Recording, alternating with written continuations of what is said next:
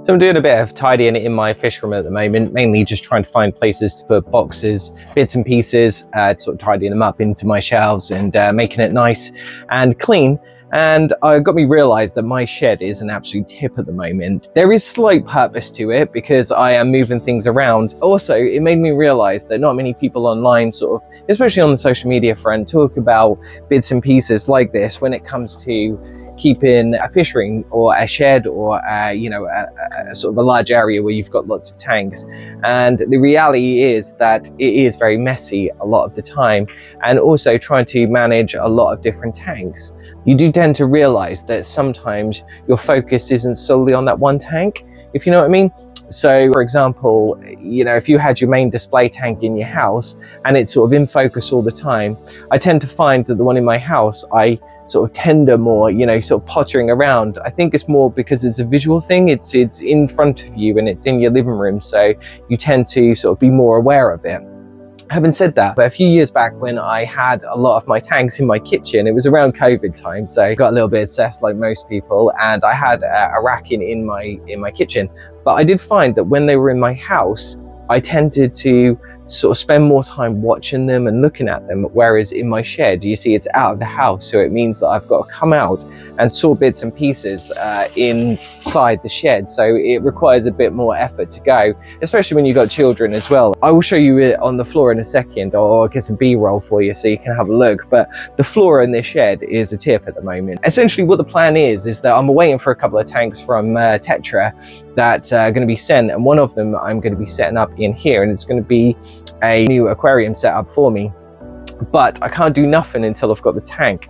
So what that means is I've had to dismantle quite a few tanks in my shed, move things around, and that essentially is what I'm trying to do at the moment. So in doing so, that's obviously created a lot more tanks that are empty and just sort of lying around really, which has created a bit of an issue and a bit of a space thing for me. I think in terms of maintenance, because the more tanks you've got, the more time that you have to spend on them. If you don't have a lot of time, that can also create a bit of an issue. So it's something to be aware of if you are working on different tanks or thinking about having a fish room or a some sort of shed or something. The time focused on one specific tank obviously becomes less because you're trying to balance and manage other tanks. So you do find that you do let them overgrow. One good thing is that I quite like the overgrown look on tanks. I like it when planted tanks start going crazy. This one behind me, for example, is starting to grow in, but because there's not enough plants in it, there's too much moss, and algae is just overtaking the moss and it is just bloomed up. So I do need to do something with this at the moment, but it does look pretty natural, but it's getting a bit out of control.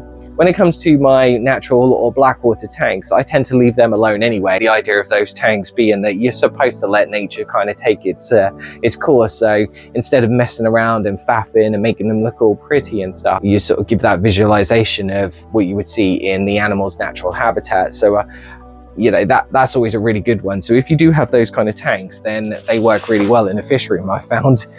When it comes to saltwater tanks, I do have one marine tank still left. I have another one behind me, but there's nothing in it at the moment, and the plan is to dismantle that eventually when I start moving some more bits around and move the saltwater fish that are currently in a Fluval Evo that I've got into a different tank. I'm sort of finding the Fluval a little bit difficult to sort of maintain and take care of. Maybe it's a size thing as well, and obviously saltwater tanks require a lot more maintenance and care and attention to them. They're hard going, especially if you haven't got, I find the lighting is the weirdest thing and the most difficult thing. If you haven't got the lighting balance right on those, you tend to find that the algae just goes crazy in them. Whereas I find with freshwater, yes, if you have bright lights or the wrong lighting, it can be a bit of a pain. One thing also that's a bit of a thing to think about if you were to start a fish room is the cost of electricity, especially with most aquariums when you've got pumps and heaters. More specifically in the winter time, my shed is well insulated. Like this sort of stuff behind me has all got insulation behind it, and there is insulation in the roofs to some extent, but it's a shed, it's made of wood. It does leak heat and doesn't retain it completely. In the summertime, it's not too bad. Like we're getting into like May time now, and the heat, especially today when I'm filming, is really warm today. So the heat in this room is pretty intense, especially with the lights and the aquariums in here. So it's quite muggy. but you do tend to find in the winter time, like, your electric bill's gone up. And being in the UK especially, and I know a lot of other places in the world, the cost of electricity is through the roof, and along with everything else these days, it does present a bit of a problem. And I'm going through electric like crazy, and the cost of that. So that has made me rethink a few tanks. I've had to turn some things off. I've had to limit light, and I've got all my lights set up on timers sort of thing, but I've found that I am reducing the amount of time the lights are on, which obviously, you know, pros and cons. You don't need synthetic light for fish, really. It's just more of a visual thing for us. But, you know, it's nice to see in your tanks when you come in here, and it's a nice thing to have, but it's something to be aware of. The reality is fish are really, really messy, ironically.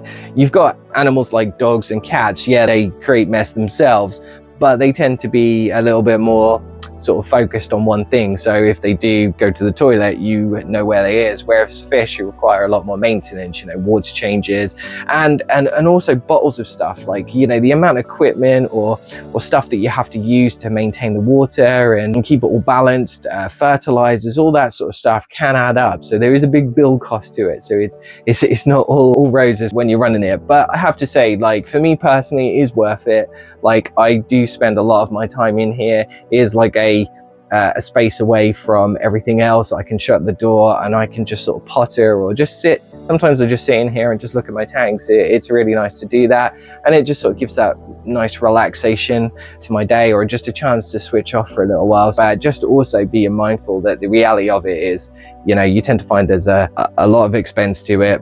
There's a lot of mess. I do often have a good old cleanup and stuff, and once the tanks are all switched around, I think it's going to be a lot better in here. I'll have a bit more shelving to be able to put stuff on. Really looking forward to the next coming weeks. Definitely stick around on the channel if you haven't already subscribed or liked the video, then, you know, that'd be great if you could do so. But yeah, just do that just to keep an eye on what I'm up to. I've got some really cool builds coming up and stuff, and if you also want anything else that's sort of coming up, or you want to see any of my aquariums in more detail, let me know in the comments.